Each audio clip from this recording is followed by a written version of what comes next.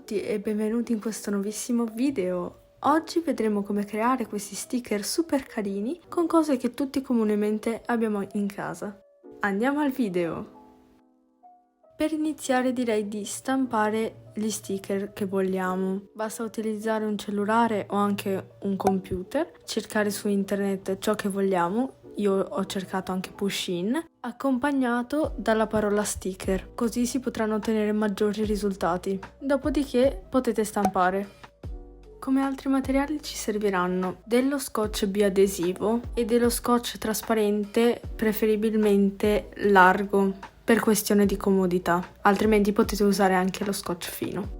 Iniziamo ritagliando i nostri sticker, ovviamente io faccio un esempio soltanto ritagliandone uno. A voi consiglio di ritagliarli tutti in un colpo, così poi sarà più facile per il procedimento.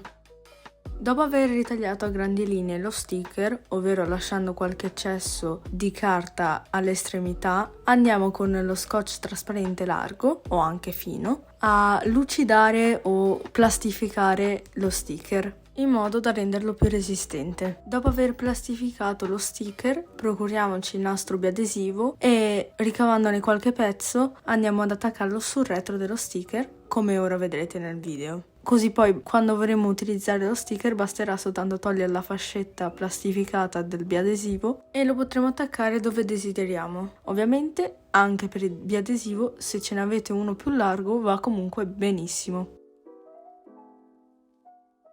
Dopo queste procedure principali possiamo ritagliare meglio i bordi dell'adesivo in modo da ottenere uno sticker perfetto.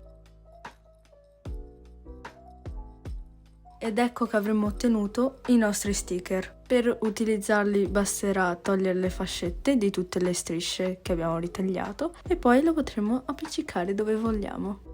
Spero che questo video vi sia piaciuto e innanzitutto che vi sia stato d'aiuto e vi ricordo di lasciare un mi piace e magari lasciare anche un commento. Ci vediamo al prossimo video. Ciao!